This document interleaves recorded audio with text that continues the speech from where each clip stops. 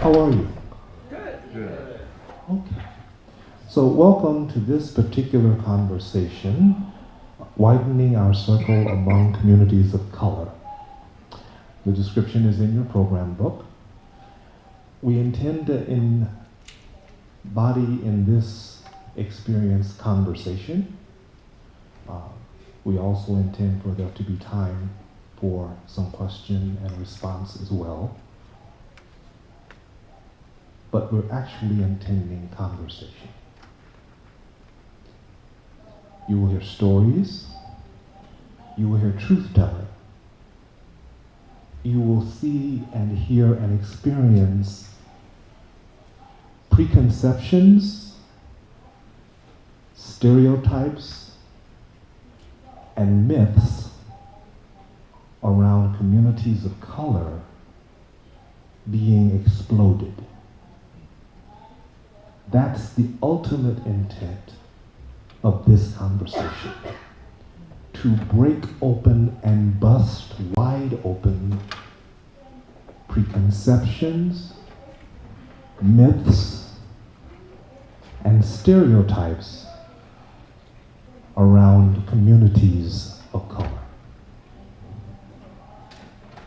Entering into such conversations is often clouded by those myths, stereotypes, and preconceptions. Notions and ideas about communities of color.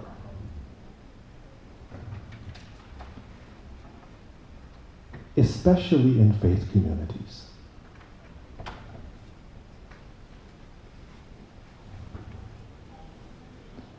Because the communities of faith that we may be accustomed to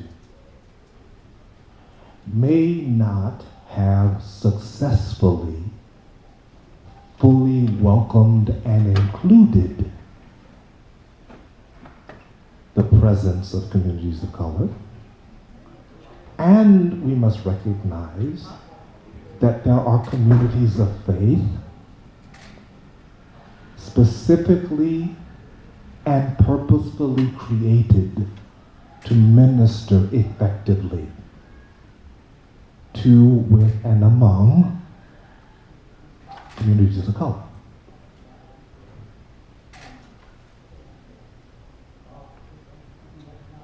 Does that make sense? Okay. All right. So we have a wonderful panel, and I'm not going to try to introduce. I will invite the panelists that are before you to introduce themselves. I want to say one other thing, and then we'll get started with some conversation. Breaking open myths, stereotypes, preconceptions. So, to help frame, I want to invoke the voice, the wisdom, and the words of a prophet, a spiritual guide, an elder. Audre Lorde said the following: if I didn't define myself for myself, I would be crunched into other people's fantasies for me and eaten alive. If I didn't define myself for myself, I would be crunched into other people's fantasies for me and eaten alive. Another such prophet, the Reverend Dr. Martin Luther King Jr., said the following: our only hope today lies in our ability to recapture the revolutionary spirit and go out into a sometimes hostile world, declaring eternal hostility to poverty, racism, and militarism. And then finally this: how many have heard it said that the shortest distance between any 2 points is a straight line? If you've heard that, raise your hand, please. How many believe that?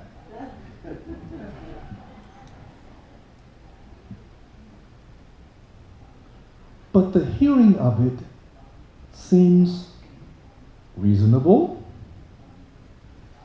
logical, even possibly true. But I didn't notice many hands going up indicating that they believe it.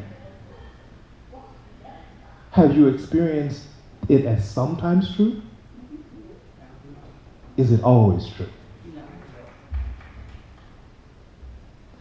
Blowing wide open preconceptions, myths, and stereotypes, especially around communities of color.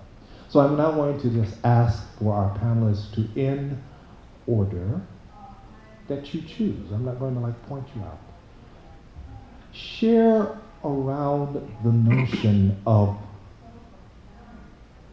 widening the circle around the LGBTQ movement, and they have been movements, and the experiences of places of worship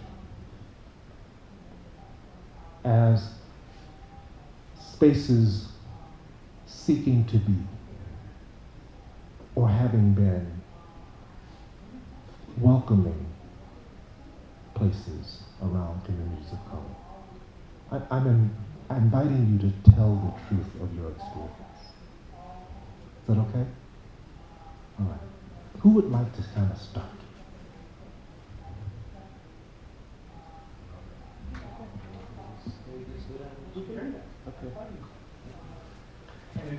Okay. My name's Renee McCoy, and I've been around for a long time. I started out as with MCC in 1976, and as part of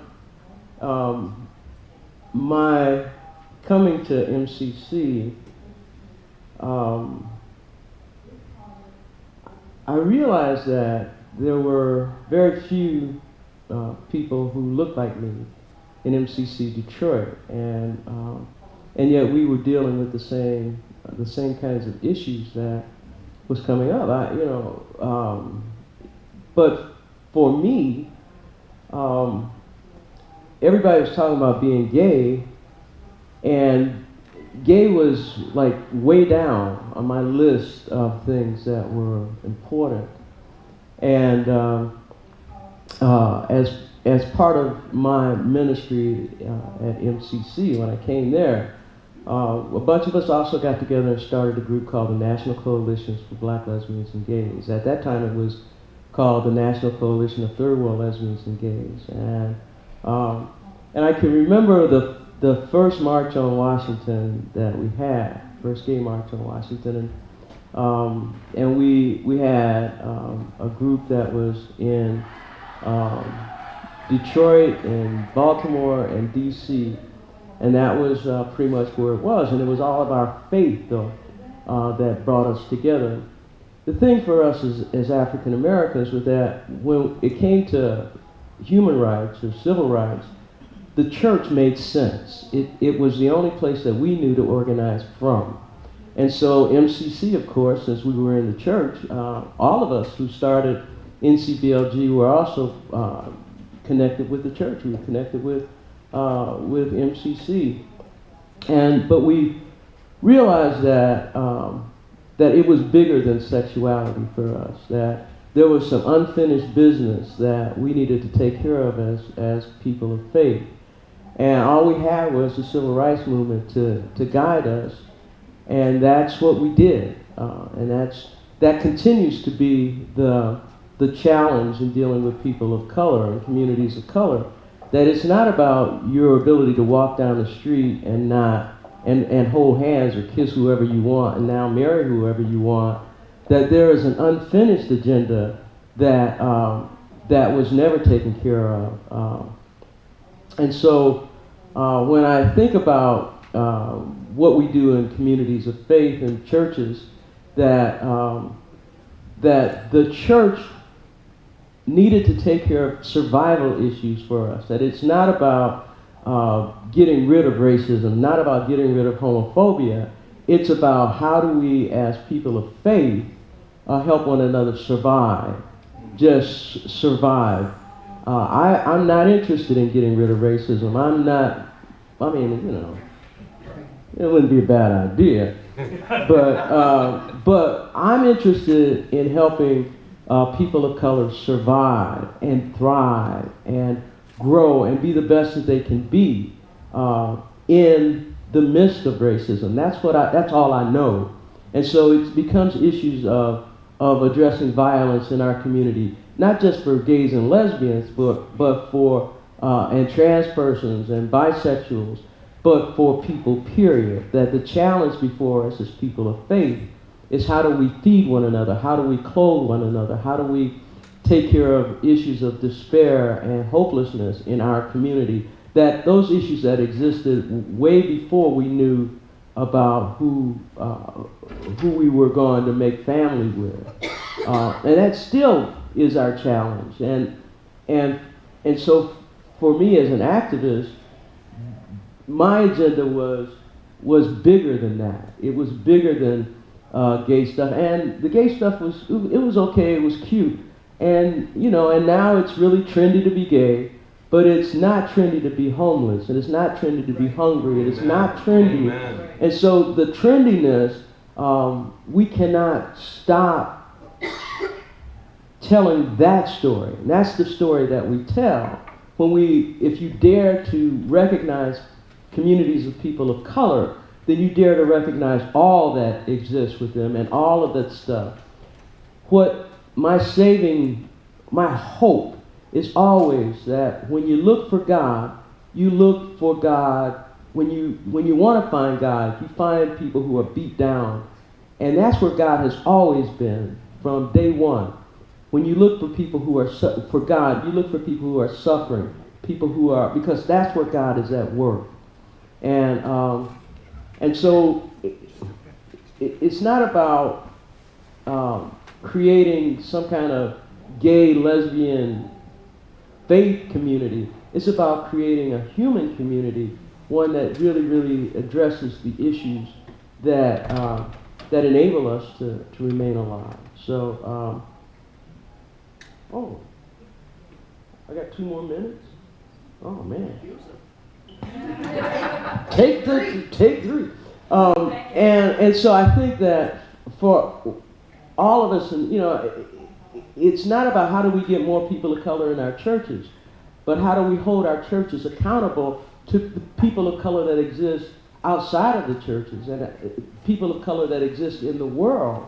How do we hold people accountable? How do we hold I love Isaiah 45, where Isaiah says, God says, I will go before you and make your straight places, your rough places smooth, and I will call you by name.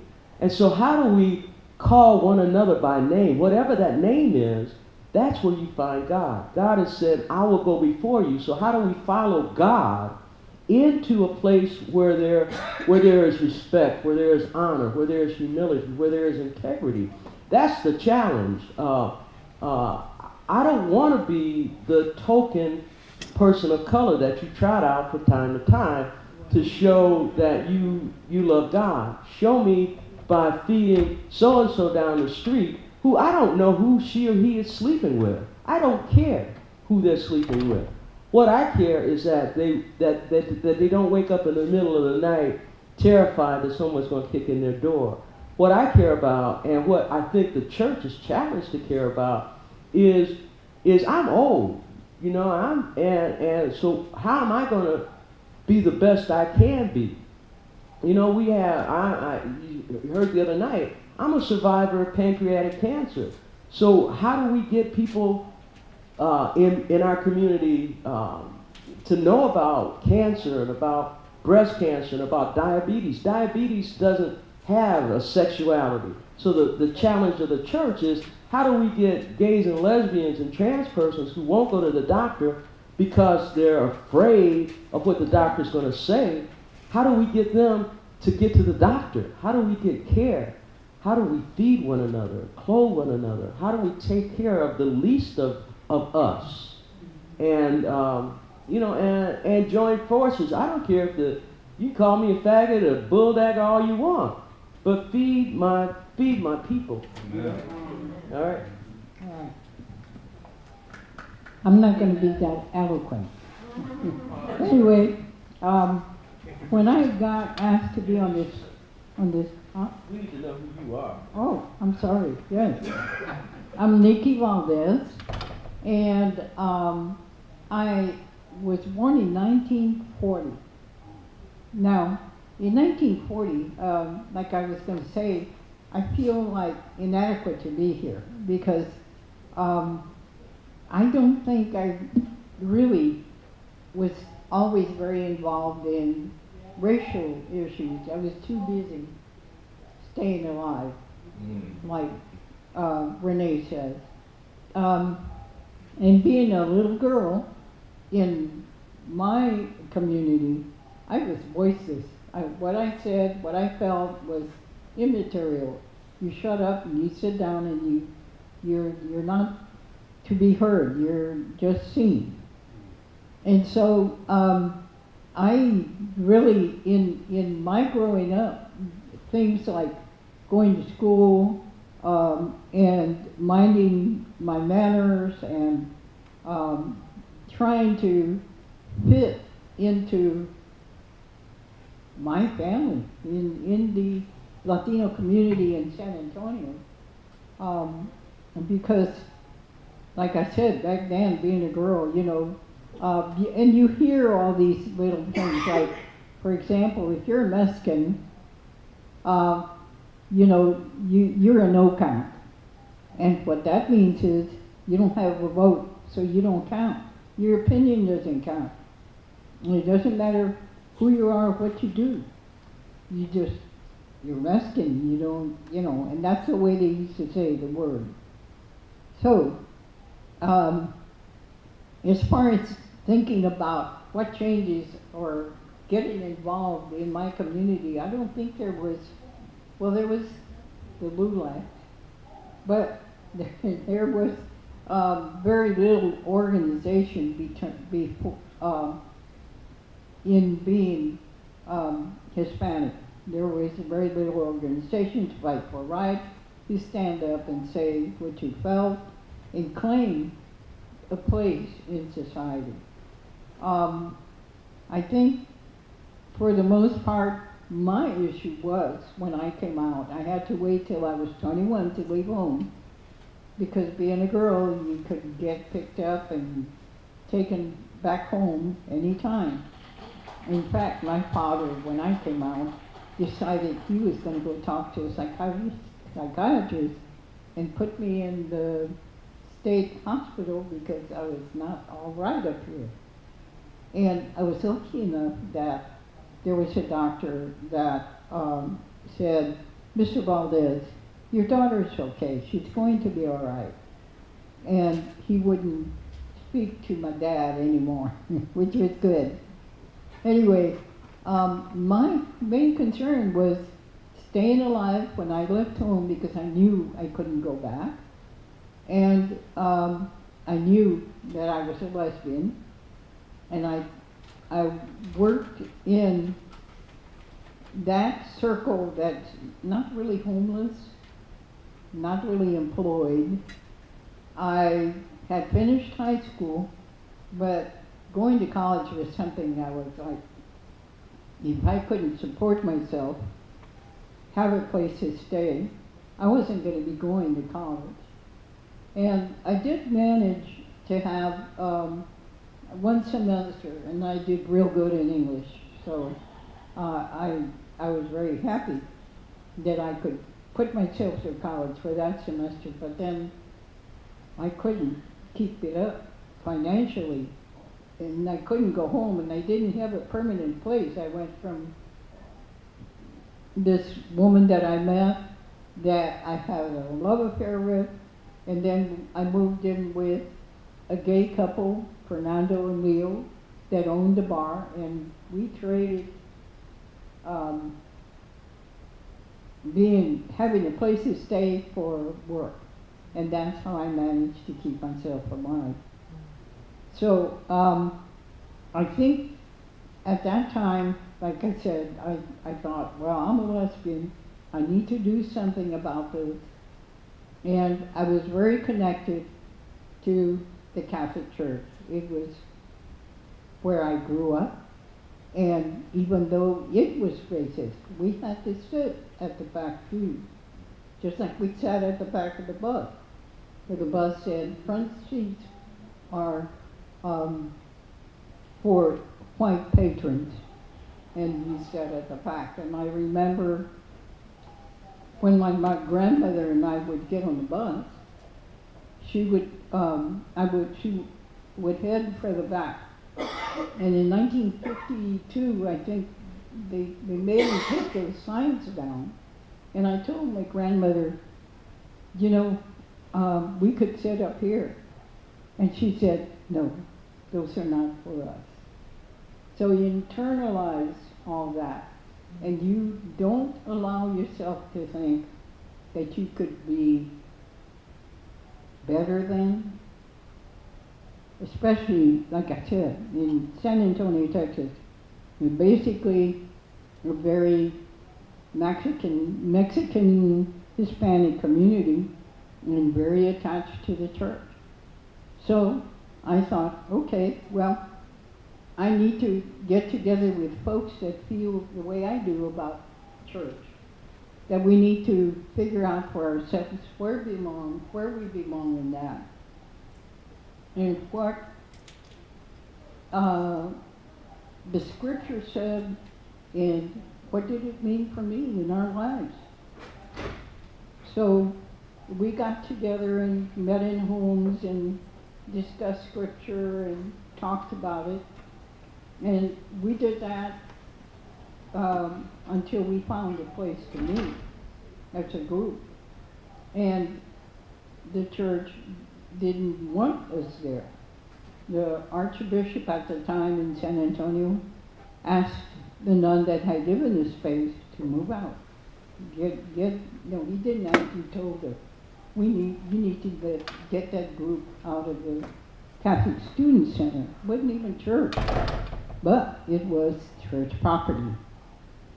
Anyway, I think from that point on, we met, we went on and worked at creating a space for ourselves. Thank you. As a younger person, I just want to hold these stories in space because those stories have created room for me. And so I thank you for your struggle and for your work. My name is Robin Henderson Espinosa. I'm also from Texas, from San Antonio. I'm born of a Mexican woman, not of this country, and an Anglo father. I'm a light-skinned Mexican with white passing privilege. And in many respects, I have, throughout my life, have been in white-serving institutions that have expected me to assimilate into a cultural norm and act in a way and behave in a way and be socialized in a way that was unfamiliar to me. And in many respects, the LGBT movement has demanded that of me. And 20 or so years ago, when I was in college and coming out, I noticed the presence of the absence of Latinx folks and of African Americans. And I sort of had this question in my heart, where are my people? And leaving Texas for Chicago and seminary, I noticed the presence of the absence of my people. And it wasn't until I began to say out loud the questions that I was holding in my heart and naming the racism and the ways in which the logic of white supremacy is functioning in our movement, that folks were awakened maybe to to this issue or to this problem, right? Like that the imagination, the norm that was in our movement couldn't hold the complexity of who was missing. And that is a culture of whiteness, right? An inability to imagine who is not in the room.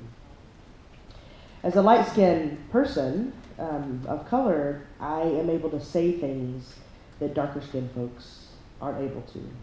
That there's a different dynamic that happens when something comes out of my mouth than when something comes out of a darker-skinned person's mouth. And so for the past 20 years, I have been living in that in-between space of just telling the truth and asking the questions and living the questions and really trying to lean into the potential and the possibility of our movement.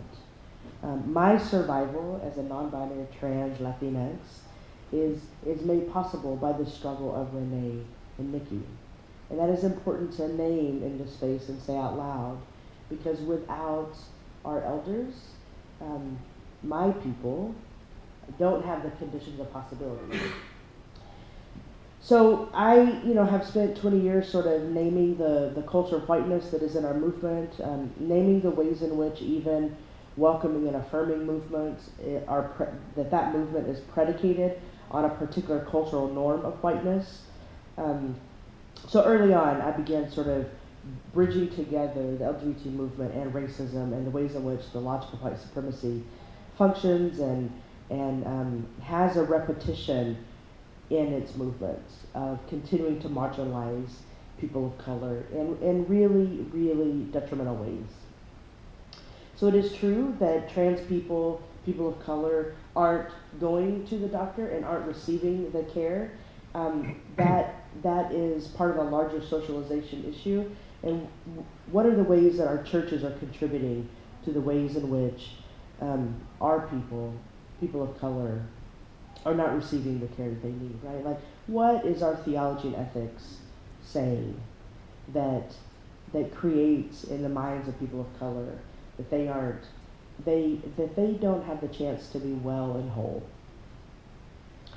A colleague of mine, Monica Coleman, who's an African-American process theologian, has been posting on Instagram questions of, are you ready to be well and whole?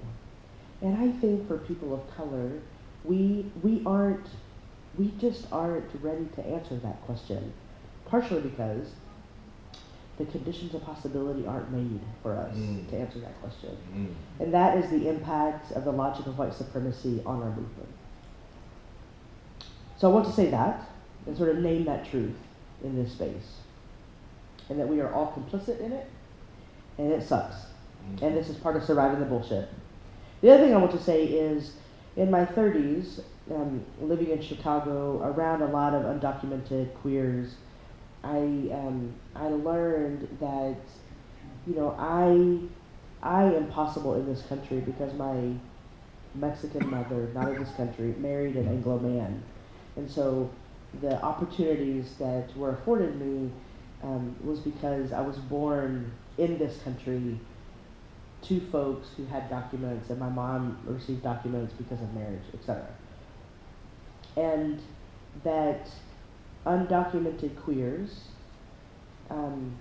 face a particular challenge, this ongoing diaspora, this ongoing being displaced, and the ways in which our movement cannot hold that. And that is another sort of impact of white supremacy that says who's in and who's out. And so I have a real heart for undocumented queers, and work with a colleague of mine in Atlanta, Georgia, in trying to build capacity to respond to that pressing social concern. And we are not there yet, right? We are still on the way. I think that one of the myths of our movement is that because we have marriage equality, because we have predominantly welcoming and affirming churches, that we've arrived. And I want to say, That is a lie. Yes. That is a lie. Welcoming and affirming movements and marriage equality is about mirroring the dominant system. It is about participating in the logic of dominance that continues to impact our people. And if we are not working for what I call the politics of radical difference, where we can all be together in community, in deep, deep community, and really see one another, and learn to be human again, we will not achieve collective liberation. We won't. And that is a message for all of us. So I know that my time, and there's no need for me to reclaim my time, so I'm going to pass the mic. Thank you. Thank you, Robin and Renee and Nikki. I'm Loie Powell. I'm with the United Church of Christ. And I'm here, my personal context is that my life partner, my spouse, is African American. We have been together for 20 years. My family, therefore, is African American as well. And her family is also white. But I want to say some things about what I've experienced in the United Church of Christ. I've been active in the coalition since the mid-70s, and we struggled for many years to be a place that would be welcoming of all of the gay, lesbian, bisexual, trans members and people interested in the United Church of Christ, and we failed most of the time. And there were a few years where at national gatherings we had intentional conversations about racism, about white privilege, about this. We did our work. We, the whites, met and did white privilege, and the people of color there met and talked about that. And we met then jointly and learned from each other, and they were phenomenal conversations. But the organization itself, I think, was stuck. And once you have an organization that sort of gets almost set in stone, you get stuck when real change is needed, when real viable options for transformation are present before you and you just don't know quite how to do it yet. But also because you still feel we're not quite there. We still have so many issues to work on around sexuality, we have so many of this, and how can we take on everything all at once, sort of stuff. So you get stuck. So I confess that we failed in many places. Even though Bishop Yvette Blunder and other people of color are on our council for the coalition and maintain that relationship and participation, it's still stuck. In the United Church of Christ, we are 90% congregations membership of white people.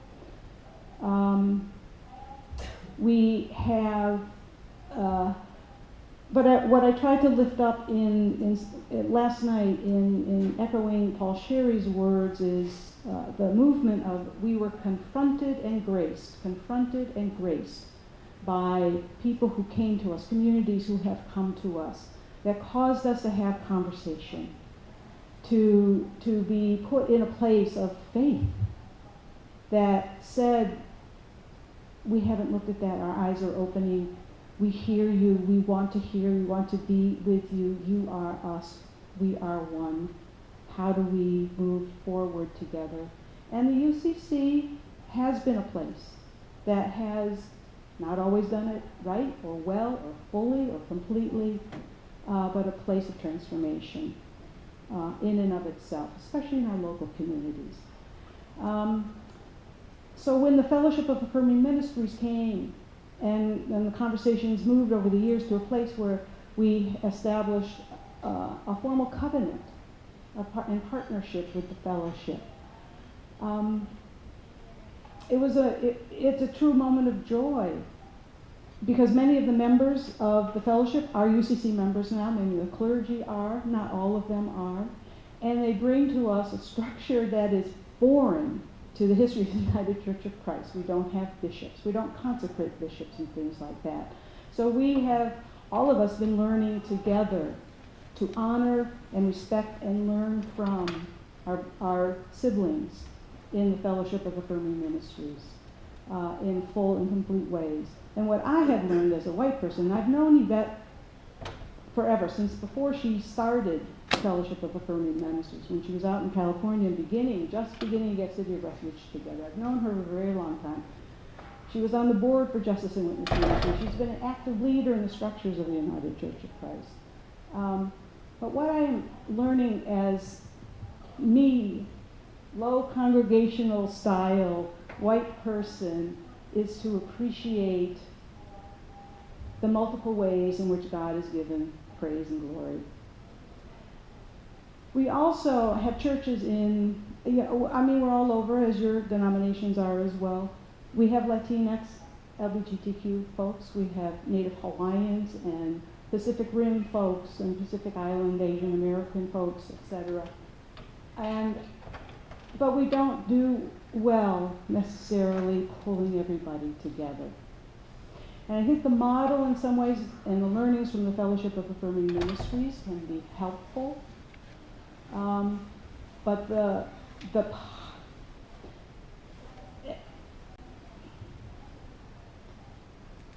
we have to move sometimes from a place of intellectual snobbishness, like our denomination has this white privilege curriculum to do in the churches. And then what we as white people do is, I check that off. I've got that. Not there anymore. My God, every single day I'm confronted with my own privilege, my own racism, every single day. Amen. But I am not a person that is afflicted with white fragility. I hate that term. And so I want my stuff to get broken through, but I want me to be breaking through it. Because I see what I have done, and I don't need to be told that gap is there. So we have our work to do, I know that. But I also know when I have experienced worship and community, true community, with the fullness of God's people, with that beloved community that can come together, I'm given new hope. We are all given new hope for what can happen and for the issues that can be addressed, all those multiplicity of issues that the church needs to address to be real. Thank you. Such a good point, there. I want to be able to see the folks in the back to make sure you're not falling asleep on me. I'm the Reverend Dr. Jennifer Kupono Kwong, and I'm proud to serve as a Unitarian Universalist minister. And also part of my identity is actually being born and raised in the Philippines, but being of Chinese descent. So that was a little confusing to me growing up, where do I belong and who am I? And coming to the United States when I was the age of 11 or 12 on a tourist visa further exacerbated the confusion because we were supposed to only stay for 6 months in the United States. But as you all could probably attest to, one cannot tour the whole United States in 6 months. So we kept touring, and our tourist visa expired, and we're still here. So for a number of years, I was actually undocumented. And what saved me during that time was belonging to an immigrant religious community. So I was a Chinese Mennonite of all things, right? And not the kind that you have in the East Coast where they drive around in a horse and buggy. So we actually use technology and all that. But nonetheless, it was, for me, kind of restrictive to go to a mono-ethnic church. And it was also restrictive with my queer identity starting to merge. I didn't really quite know how to reconcile the two together. And so my older sister and I decided we wanted to go to a more multicultural congregation, and we joined Calvary Chapel, which, as many of you probably know, is not the most queer-affirming place on the planet. And that's when I was introduced to the Exodus movement, and yeah, several of you have heard about them. And I was prayed for or prayed on by someone who had gone through the ex-gay movement himself, and Needless to say, it was quite a journey for me to actually get to a place where I could reject that toxic theology that I grew up with. And it was at a United Methodist Church in Santa Barbara, California, where my heart felt strangely warm. Can I hear a testimony there? And that's when I found process theology and feminist theology. And that's really what saved my fundamentalist ass from, what I describe as eternal damnation. So I was actually converted in a good way and made a left turn, so to speak. And so fast forward to a few years later when I moved to West Hollywood, where I finally thought I could be free and come out as who I am, and found the Metropolitan Community Church of Los Angeles. That's when I went to a seminary class with Nathan, and I fell in love with Claremont School of Theology. And that's where, again, I had another conversion experience.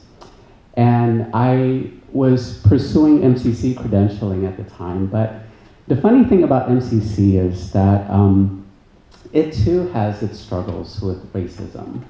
I don't know if you all have cured yourself of it by now. I was hoping that you would, but... You haven't heard? Not even close. I saw Robin Tyler's article, or blog, or opinion piece yesterday, but let's not go there. So I think, I was struggling with the fact that there weren't that many people who looked like me who were also ordained clergy and served in a leadership capacity, other than people like the Reverend Elder Hong Tan, for example, who is a wonderful role model and example, and there's also Reverend Dr. Patrick Chang. But you could really count with one hand the number of Asian Pacific Islander clergy.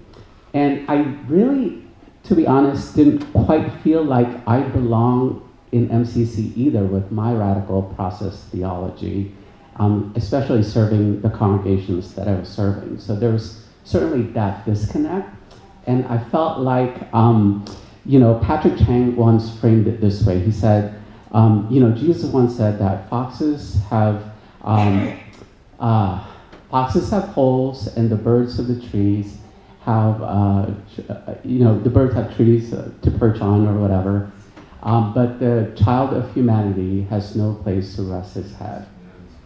And so it made me really think and grapple with the issue of belonging. Do I belong here as an Asian Pacific Islander person? And so I thought about jumping ship because I certainly theologically felt more at home with Unitarian Universalism, and I had seminary colleagues who were UUs that had these great 7 principles that were plagiarized right out of process theology, right? But I also knew that this denomination is 90% white, close cousins of the Congregationalists, right? And they too were upper middle class, and I just didn't quite feel like I belonged there either. And to be honest with you, there are days when I still wake up and feel like I don't belong to this denomination. And going through the, it's interesting because going through the candidating process, which is kind of like a prolonged audition in my faith tradition, right? There were house parties, and one of the questions asked by that group was, well, if we called you to be our minister, wouldn't there be a danger that we'd become an all-gay church? And I thought, well, wouldn't that be fabulous? You'd be the first UU congregation that's predominantly LGBTIQ. But I told him, I said, what you really should be worried about is if you're going to turn into an all-Asian church. And that would be fabulous as well, because you'd be the first predominantly API UU congregation in the whole entire country, right? And so, again, these days, I still struggle with that, and I struggle with how to dismantle white supremacy from within. Because just recently, we certainly had this hiring controversy within our movement that caused the resignation of our first Latino president, Peter Morales, 3 months before his term ended. And it caused the resignation of the COO, the chief operating officer, and the director of congregational life, all because we still haven't quite dealt with the fact that, we do live and operate in white supremacy contexts, and the rules of the games are rigged. Yeah. And to be honest, even me with my role now as middle judicatory has to wonder over and over again whether I got my position because I'm worthy and I have the experience and the qualifications for it, or is it because of affirmative action, or is it because of white guilt, or is it because of any number of issues, right? So all of us, I think, in leadership positions as people of color, constantly grapple with not just the question of do we belong or not, but did we get here because of who we are, or what role does that play in terms of our relationship with the people that we serve? I'll just end there. So the first thing to do is I invite those in this room to show appreciation for those who have spoken.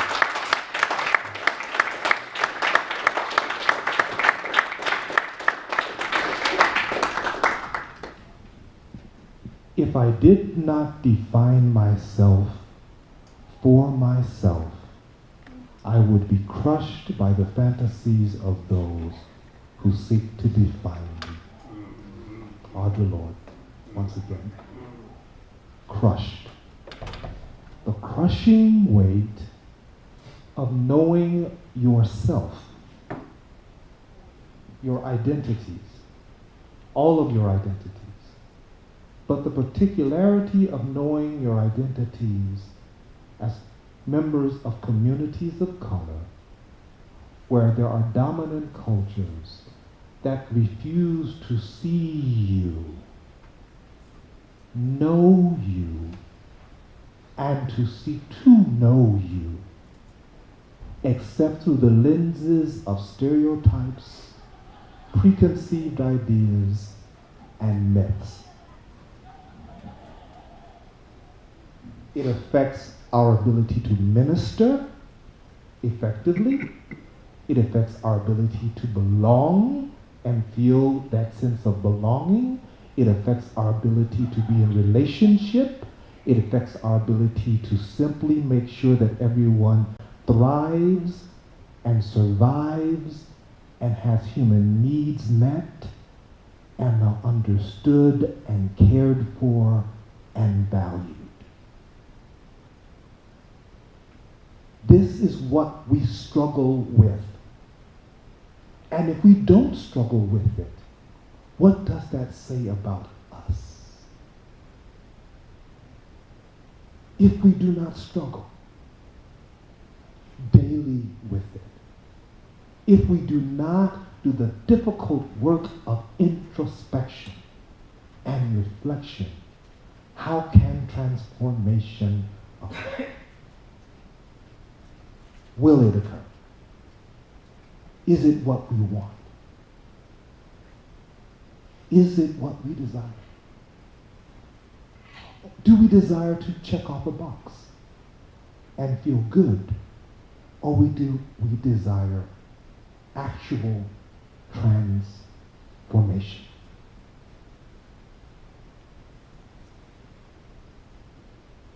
Questions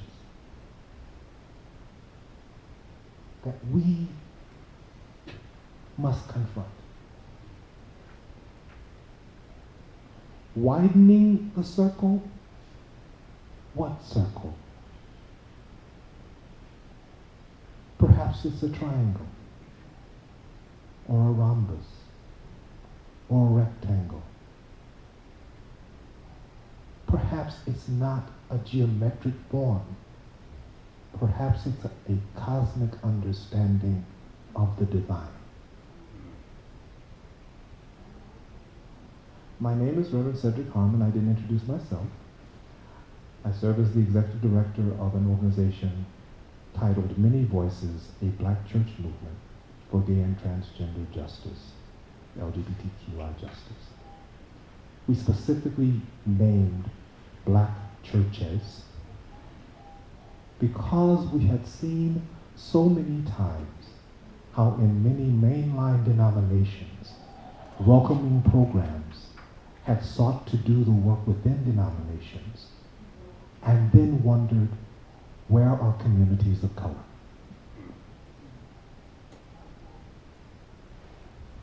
And in my experience, my social location where I grew up, not unlike you, my pastor never spoke a homophobic sermon.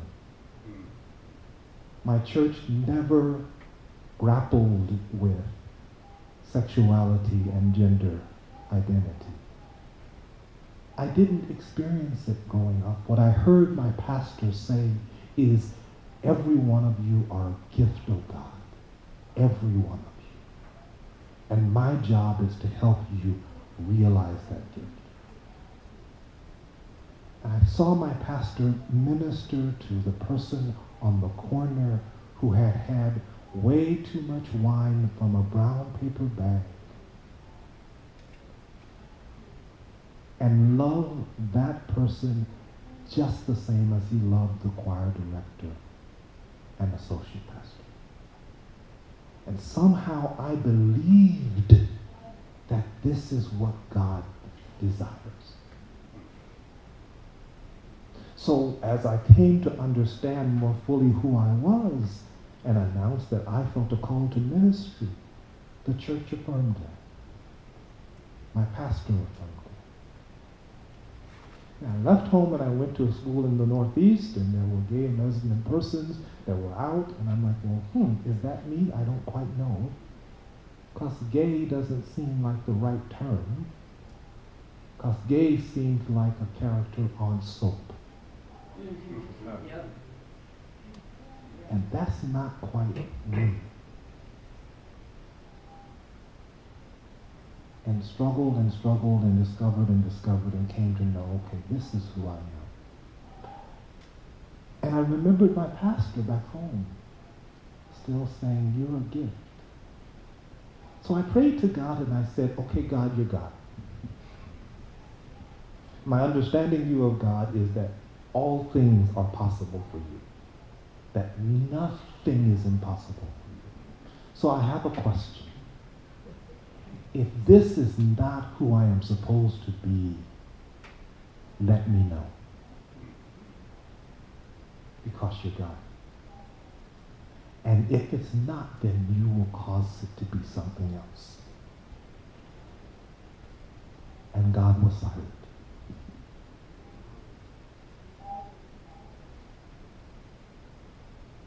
I never prayed again. Because clearly if God had a different plan, it would have shown up. That was my belief. But I knew so many others who had prayed so hard as I had gone off into the world. Change me, change me, change me.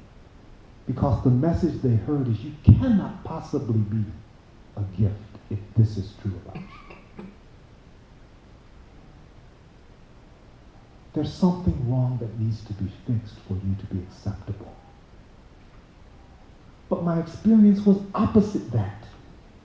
This is not the story that you often hear, especially around black churches. But my experience was that. And I believe that that was the experience other people had. And I believe that we could have that experience for everyone. My color, I knew my color. I knew the experience of that. And I knew that that presented challenges. I never asked for that to change. I knew that there would be challenges with that. I was told, you will have challenges around this. Face them, confront them, do what you must do. This is what it's going to be required of you. And you're going to be called some names. You're going to be treated differently. But around sexual orientation and gender I did not have that experience, but so many others had. And so I put it to you today, this morning, in this conversation. Can you imagine a different reality? And can you imagine that the stories of one are not the stories of all? And can you imagine transforming yourself such that there could be greater transformation in the world?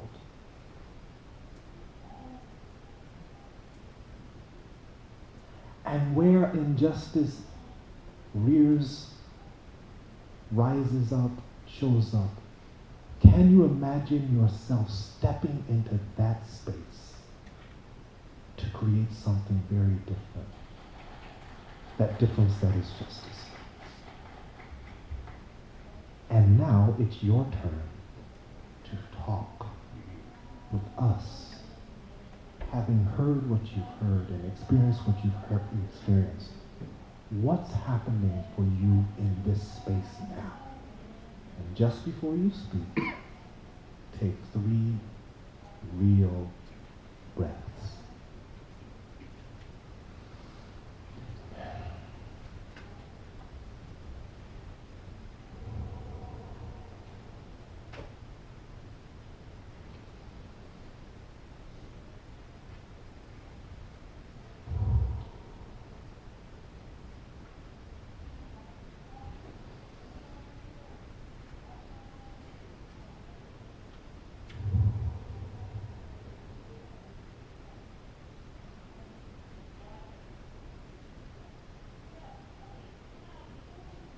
What have you heard? What would you like to explore?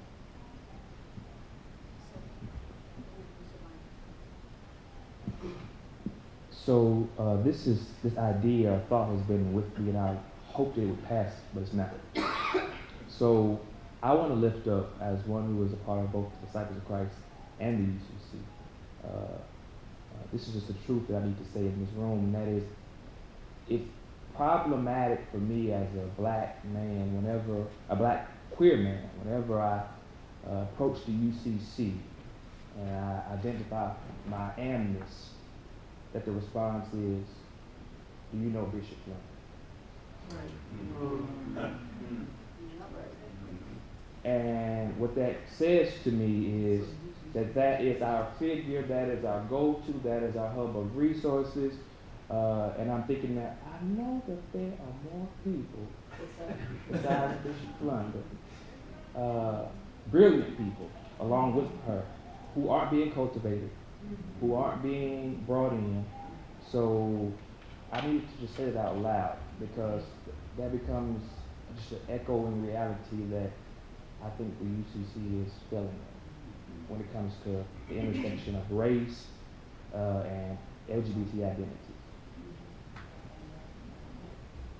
Can I just say one thing? You're absolutely correct. But there's a group of African American women in ministry who have been meeting, who have been pulled together by Bernice Powell Jackson and Yvonne Bell for years, many years, and they meet every other year. In the recent last 3 years of their meeting, more of them have been able to come out and be who they are, either as trans or as lesbian African American women, and they are clergy. So there are networks beyond the Fellowship of Affirming Ministries that are providing incredible ministries to folks in the United Church of Christ. But you can make a go-to person and then it's solved. I just want to affirm what you're saying, and we often fetishize people of color, both within our community and outside the community. And when we do that at an institutional level, that also communicates a particular thing, which is wrapped up in the logic of white supremacy as well. So I just want to affirm what you're saying, and we are not there yet, right? Just real quickly, I have to, again, also affirm what you're saying, but I was bridge pastor of a UCC church for the last year and a half, well, for 13 months. And probably going back into that again in a little bit. But one of the things that I realized at UCC is that that if you want to talk about race, they love that. But if you want to talk about community, you want to talk about building, you want to just be who you are. And, you know, there's no place for that.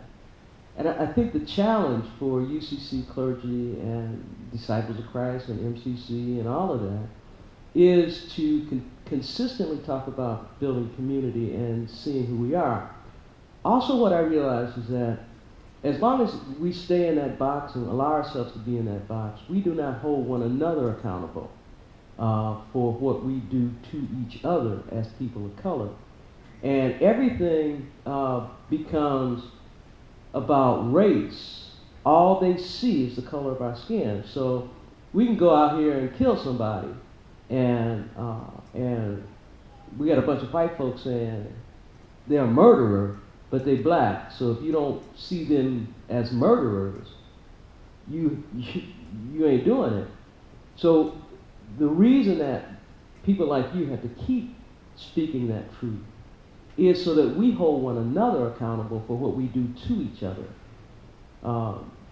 Because within that denominational context, we're getting away with, you know, we're hurting each other, you know. So I encourage you to, you know, to keep at it. One of my things is I live by is truth disarms your enemies. And as long as we can tell the truth, then we have disarmed the enemy. And the truth is who we are, that we're bigger than that. And I love Yvette and Reverend Flunder would say the same thing. You know, don't put me in that place. Mm-hmm. But denominations are comfortable putting, you know, the one or two black people that we have, you know, in that place. And I have big respect for her, and she would not allow it either. But you know, we gotta keep saying that, you know.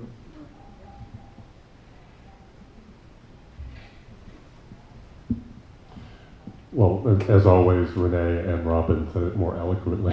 I was going to say, but because of those things, and because of what I often think of as the onlyest one syndrome. So the onlyest one is, you know, someone picks you to be the onlyest black person, the onlyest, and not only do they want you to be the onlyest one, just drawing from Judith Butler, they want you to perform the onlyest one, right? So you can only be a certain kind, speaking of my own heritage, black person in the room, so the onlyest unique one who's articulate. So, but also I think there's a because we're in a cross-generational space, and I think what I observe both in academia and in the broader LGBT movement is that there's a moment now where those who have been in those spaces for a long, long time need to begin to open the doors for somebody else to inhabit the spaces. And we, because of the onlyest one syndrome and the struggle to get somewhere in the movement, we sometimes don't do that. And I speak as nearly 60, that, you know, we just don't do that well. And without intentionality, people saying, there is this fantastic younger person who is doing this work. And honestly, I hang out with people who are mostly in my age bracket these days. So I need someone to say, who are these amazing young folks, and let them go, because it's often tiring to be speaking at every conference, every time, everywhere in the world, and falling into the onlyest syndrome. And so those of us who are either younger and always ask, or older and have been around 40 years and are a little tired, we just have to actively say, no, this time you choose somebody else. And they might not say exactly what you want to script them to say, but that's a really good thing, because you've heard my rap about liberation for 40 years, and obviously it has not had any impact. So now somebody else needs to come in and tear it up, and then, you know, and you work through the conflict that raises, and we might get somewhere now. So that's my only point, and I think it bridges the two things that I heard both of you say.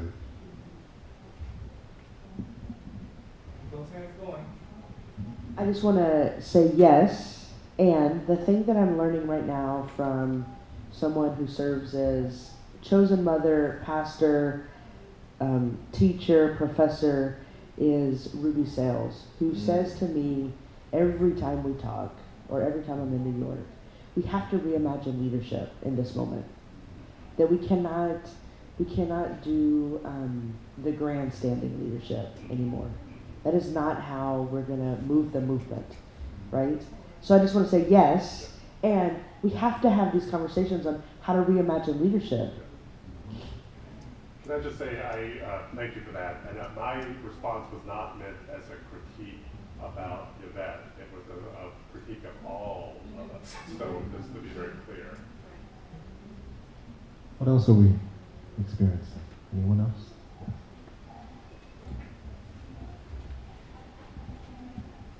I'll come to it. I'm not entirely sure how to find words for this, but I'm feeling a growing, last night and today, and this may or may not be the space for it, but as a local church pastor, most if not all of us, I presume, have some connection to a religious tradition that has a structure. We may have treasured denominational identities, and it comes as no news to any of us that church, air quotes, is declining and dying.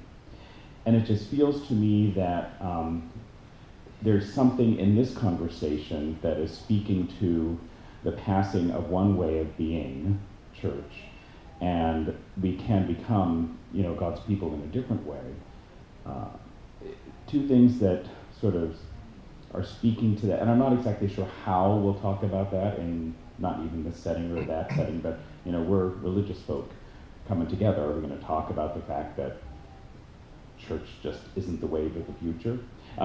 So two things that I heard here from Renee, calling our community to account for those that aren't in the community, that feels like the future, that it's more about the people who are not sitting their butts in my pews than getting them to sit their butts in my pews. And there's something about, I'd like to hear more from Robin, if possible, about the politics of radical difference and how that intersects with theology. So that's what I'm feeling. Is this part of a change for all of us? Thank you for that. You said it well. You said it well, right? Because this transformation, this imagining, means just that, imagining. Imagining means also that old phrase, abolition, to abolish, but not for the simple purpose of abolishing, but to construct something new.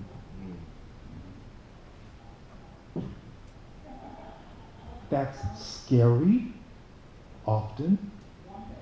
It's unfamiliar, most often, and extremely uncomfortable, always.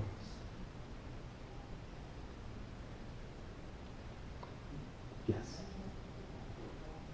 Just because I preached on this on Sunday, Reformation Sunday. Hello? Yes. I can't resist. Yes. I use the image of, are we at using the jars of clay, are we at a broken pot moment or at a potter's clay? Are we fracturing and falling apart, or are we ready to be transformed into something new? So we have wisdom here. Real quick, it's about building community for real. And for me, as a black person, my family had, all of us worked together. And I think we got to get that. I'm old. Brother, I want to work with you because you got energy. But I can send you checks. I can be with you. I can hold you when you're scared. We didn't have that, did we, Randall? We did not have anybody. And you have me, yeah. But I always knew, man, that the next step was for me to be there and hold you when you're scared. Nobody held me when I was scared. But that's what we are called to do, and that's what community was, and that's what the black family is for me,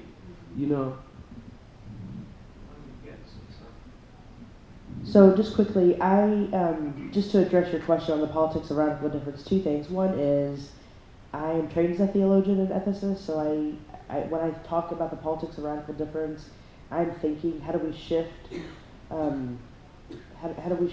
our theology and social practices to reflect the thing that Renee is talking about, which is building community.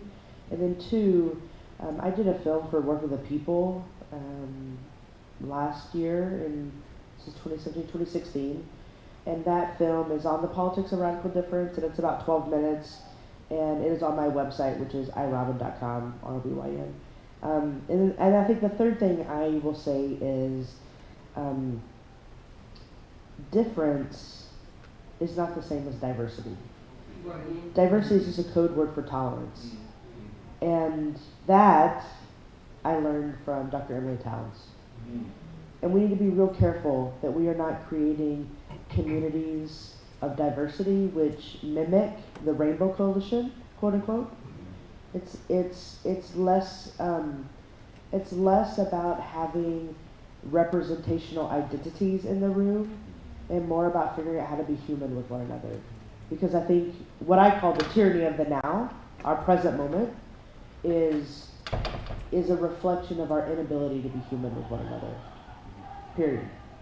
We don't know how to be human with one another. And so the politics of radical difference is my attempt to speak theologically to our moment of crisis.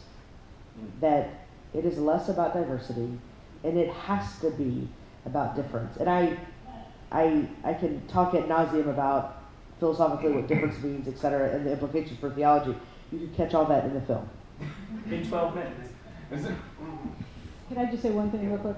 A couple weeks ago, I went to a reception for the new president of Oberlin College, who was the first, Carmen Twillard Ambar, who was the first black president there at Oberlin, who said this: "We can't be a place of differences, but only the differences we agree with." That's right. And it celebrates differences, right? And I love Beth Demsky's definition of diversity. She says that diversity is where you count people in terms of, are we representing the X number of Latinxes and Asians and blah, blah, blah. But inclusion is where people count. So, and how we get there, she says, is through intercultural competency, and I'd like to add cultural humility. It takes a lot of listening for us in order to be able to truly understand the humanity in the other.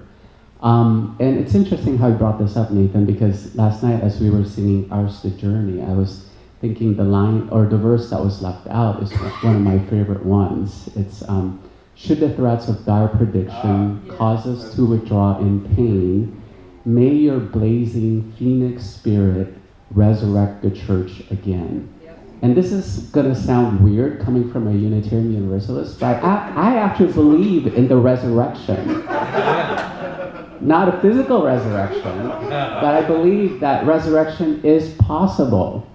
And what that looks like, in my humble opinion, is to de-center the things that we've centered in Christianity and in other faith traditions. Yes. So it's to de-center whiteness, de-center leadership, what leadership looks like, so that it becomes a leaderful kind of movement instead of just ordaining all these names and titles that I don't even know what the heck they mean. My apologies to the Episcopalians and their very reverend right whatever, right? But let's get real here. It's about the people, and it's about making the margins attractive enough so that we would go to the margins. So the church needs to get outside of itself in order to experience resurrection. It can never happen within the walls of the church these days. That's why people aren't coming, because that's not where resurrection is happening in our society these days. Can I get an amen to that? Amen. And with that, I actually have to leave. I have a flight to catch. So I'm glad that Jonathan brought up inclusion, because the logic of inclusion demands exclusion, if we think about that. Yes. And we need to ask the question, and he read, or he quoted the verse of the hymn, I want to ask the question because if logic demands exclusion, if inclusion demands exclusion, we need to ask the question, where does it hurt? Where's the pain? I think that we're not often asking that question. The Reverend Lilly earlier quoted something about intellectual, what was it that you said? Intellectual snobbishness? Yes. Yeah, okay. I find that because I haven't had the greatest education in the world, so every once in a while, when I'm hearing people, I hear them saying things that I think, well, that makes me feel like, well, I haven't been around, I don't know enough, whatever. And that term hit me because I think we use with each other and against each other that intellectual snobbishness. And we need to quit that because we don't need to be so great that you make others feel like they don't know enough.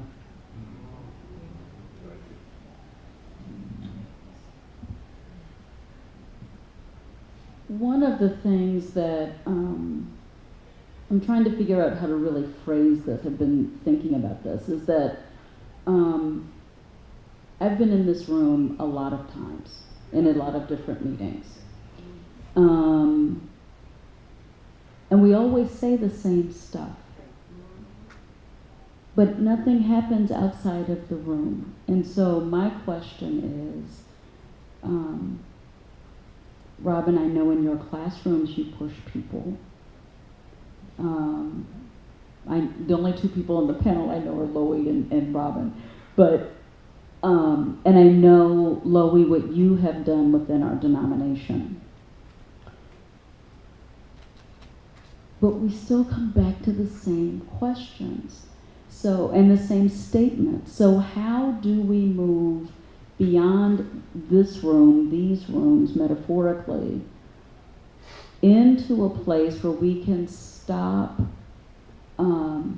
playing who's more oppressed than the other and recognize that there is a lot of intersectionality in the multiple oppressions that we feel and that we experience. But how do we work together to overcome those so that we do indeed create a different world, a different church, a different room, a different on and on and on.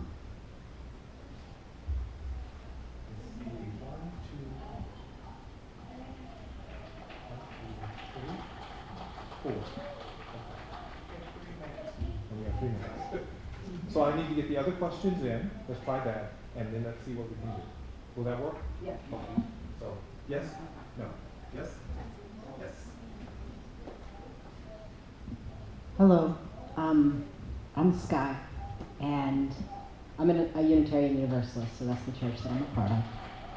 And I came to Unitarian Universalism because of being transgender, but I'm also a surviving, active, transgender community leader in the Appalachian community where I came from. And that's somehow working out for me. And my church, it didn't work out very well to start with, but it's doing better now. And my question is about the overt racism that's coming out of my community and about the way the church is receiving what is often a lot of people very confused about who they are, and the church coming forward and telling them that they're a bunch of Nazis. People coming in saying, "You will not replace us," and people responding, "Go home, Nazis." And how that's playing out between the church and my community, and conversations about inclusion and racial and ethnic diversity and who we are as white people who don't really fit in many of the progressive churches. I do not feel culturally comfortable in a UU church. I would not feel culturally comfortable in an Anglican church. The only reason I showed up there at all is because I'm transgender and I got checked out of my home church in my home community. But now I've found my way back there, and I'm finding that things are working much better than I ever thought they would. And I'm wondering, okay, so what are the next steps? How do we help people find an identity that they want to have, that doesn't culturally just make us into the same kind of white people as all the other white people? Because people are very much against that. But that isn't hateful of the rest of humanity. It's a very painful spot to be in. But I'm staying here because it's working better than I thought it ever would.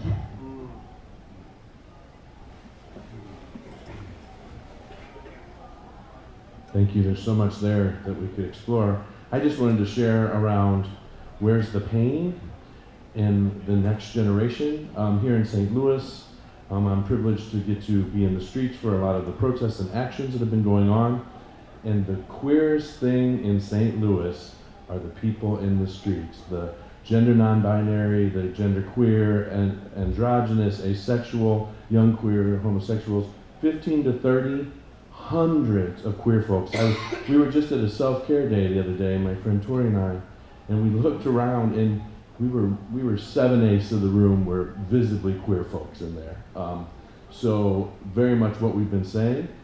I hope that's a little helpful and hopeful, because where is the pain? Well, the pain right here are black people are being murdered. That's where the pain is. And so we as queer people, again, that falls down the list when black people are being murdered just for their skin. So if we have vital, real presence, the queer folks are there.